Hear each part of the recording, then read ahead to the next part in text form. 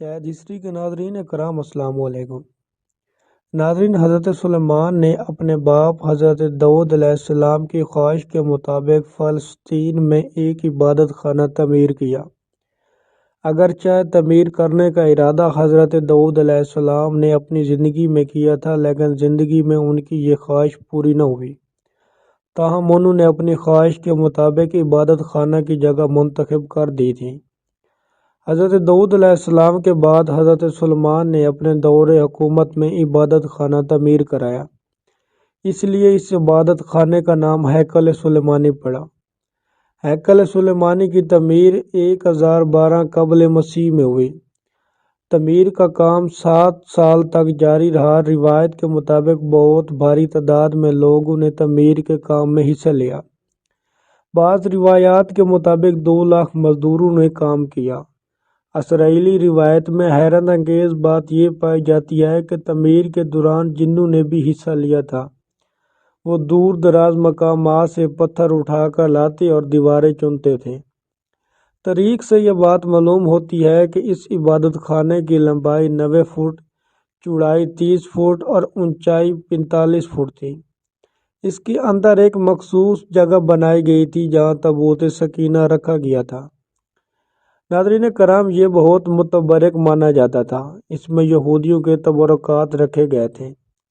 قرآن کریم میں اس کے کچھ ارشادات ملتے ہیں کہ جب اسرائیلیوں کے ہاتھوں یہ متبرک صندوق نکل گیا تو فرشتے اس کی حفاظت پر مامور تھے۔ اس میں آل موسیٰ، آل ہارون علیہ السلام کی نشانیاں تھیں، اس لیے ان کے نزدیک یہ صندوق بہت متبرک مانا جاتا تھا۔ روایت ہے کہ عصائے موسیٰ بھی اسی صندوق میں موجود تھا۔ یہ عصا حضرت شعیب علیہ السلام نے حضرت موسیٰ علیہ السلام کو عطا کیا تھا۔ ان میں پتھر کی وہ تختیاں بھی تھیں جو طور سینا پر اللہ تعالیٰ نے حضرت موسیٰ علیہ السلام کو عطا کی تھیں۔ اس میں 9 ادرات کے نسخے بھی موجود تھے۔ جب طالوت اسرائیلیوں کا بادشاہ بننا تھا تو یہ صندوق دوبارہ بنی اسرائیل کے ہاتھ آیا۔ تابوت سکینہ حاصل کرنے کے لیے طالوت کو جنگ لڑنا پڑی۔ یہ جنگ کافروں سے لڑی گئی تھی۔ اس جنگ میں طالوت نے اللہ سے دعا مانگی تھی کہ اے پروردگار، مجھے صبر کرنے کی صلاحیت عطا کر اور مجھے ثابت قدم رکھ اور کافروں پر فتح دے۔ تاریخ سے یہ بات ثابت ہے کہ فلسطین پر ہر زمانے میں حملے ہوتے رہے ہیں۔ کبھی بابل نے تباہی مچائی، کبھی رومیوں نے حملہ کیا۔ عراق کا قدیم نام بابل تھا۔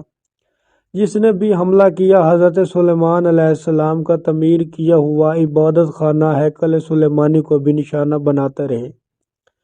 ایک مرتبہ بابل کا بادشاہ بخت نصر نے فلسطین پر حملہ کیا اور ہیکل سلیمانی کو تخت و تاراج کیا اور 7 اسرائیلیوں کا قتل عام بھی کیا۔ بخت نصر فلسطین سے 10 لاکھ یہودیوں کو کھدیڑ کر عراق لے گیا اور وہاں غلام بنایا۔ بخت نصر کے عہد کے بعد پھر یہ قوم فلسطین میں آ کر آباد ہو گئی۔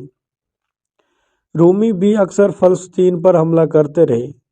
ہیکل سلیمانی کے جو بھی نشانات تھے حملوں کی زد میں آ کر مٹتے رہے۔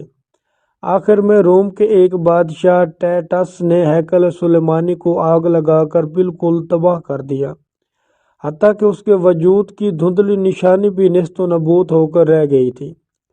یہودیوں کا دعویٰ ہے کہ ہیکل سلیمانی کی زمین پر مسجد اقصی تعمیر کی گئی ہے، اس لیے یہ یہودیوں کی ملکیت ہے۔ آج بھی یہ تنازع ایک مسئلہ بنا ہوا ہے، جس کی وجہ سے بیت المقدس کی سرزمین پر آج تک جنگ جاری ہے۔ اسرائیلی مسجد اقصی کو شہید کرنے کی کوششوں میں لگے ہوئے ہیں۔ میرے دوستوں، امید کرتے ہیں آپ کو ویڈیو اچھی لگی ہوگی۔ اگر ویڈیو اچھی لگی تو برائے مہربانی ہمارے چینل کو سبسکرائب کر کے ہمیں سپورٹ کریں۔